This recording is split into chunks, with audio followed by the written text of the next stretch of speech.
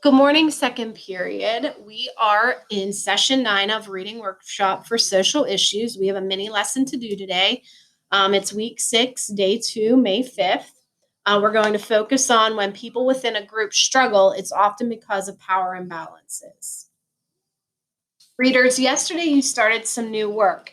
You read thinking about how some of the issues that characters encounter aren't really personal issues. They're issues related to groups they are in. And you continue to keep in mind that in a story and in life, some issues aren't unique to a particular character. Instead, it is almost as if the character is representative of a whole group of characters. And the issue, the trouble, is that one members of that group all face.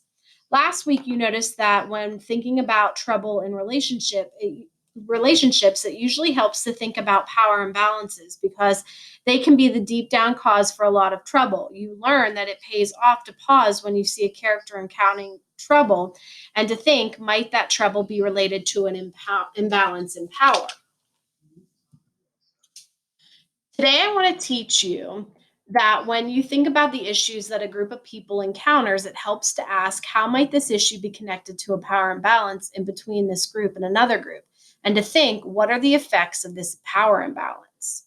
So you can think about some of these groups with a power imbalance when you think about a book called The Outsiders that you probably read in seventh grade, when we have the two groups, the greasers and the socias.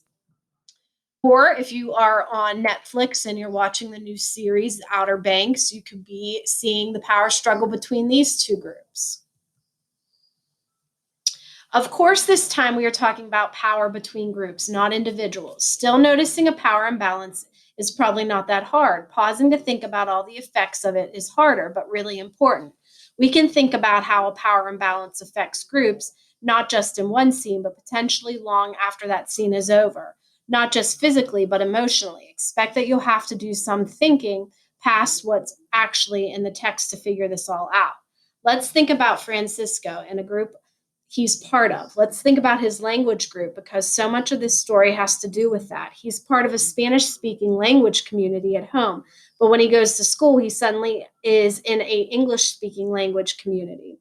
Nearly everyone at his school speaks English, and the classes are taught in English, not Spanish. That definitely feels like a power imbalance. Now let's think of a scene where this really comes out. Miss Scalapino started speaking to the class, and I did not understand a word she was saying. The more she spoke, the more anxious I became. By the end of the day, I was very tired of hearing Miss Scalapino talk because the sounds made no sense to me. I thought that perhaps by paying close attention, I would begin to understand, but I did not. I only got a headache, and that night when I went to bed, I heard her voice in my head. I'm thinking now about Miss Scalapino and Francisco. Think about the groups they belong to and the power of each group. Do you agree that there is an imbalance of power here? That's pretty obvious. It's clear that the English speaking group has a lot more power in this classroom than the group that is still learning English. Now let's think, what are the effects of this? For one thing, it's clearly making Francisco very anxious. He says, the more she spoke, the more anxious I became. If we think about it, the fact that he's not understanding his teacher and that she is the person in charge of his learning, this probably means he can't learn that much right now. That's huge. And the entire point of his going to school is to learn. And because he doesn't have this power, she's not helping him. Well, it's not like he can't do what he came to do. What's more, Francisco can't really solve this issue because his group, the people who are new to English, has little to no power here. So a short-term effect of this power imbalance might be that Francisco can't progress in school. A longer term effect might be that his self esteem is crushed and that he thinks he is incapable of learning. An even longer term effect might be that Francisco and other kids like him who don't speak English will never feel like true members of the English speaking community. They'll always feel on the fringes, pushed aside. So, readers, let's recap what we just did there to move our thinking beyond just noticing as issue related to groups. First, we identified a group that a character is part of. Then we zoomed in on a scene where the power imbalance really played out. Then finally, we asked ourselves, what might the effects of this power imbalance be? We thought about potential short-term and long-term effects of this issue.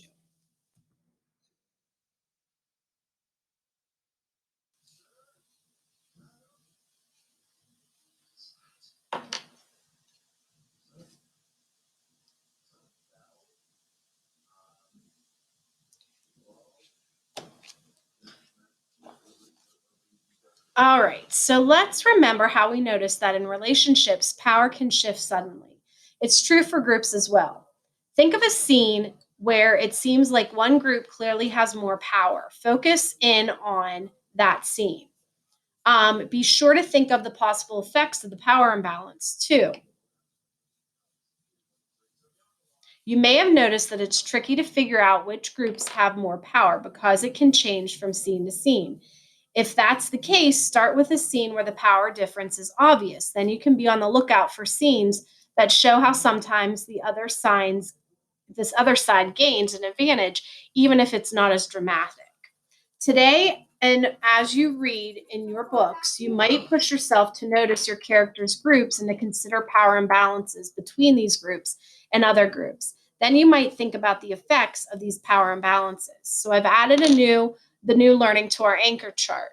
We've added analyze power imbalances between groups and their effects. Expect this power to shift in different settings.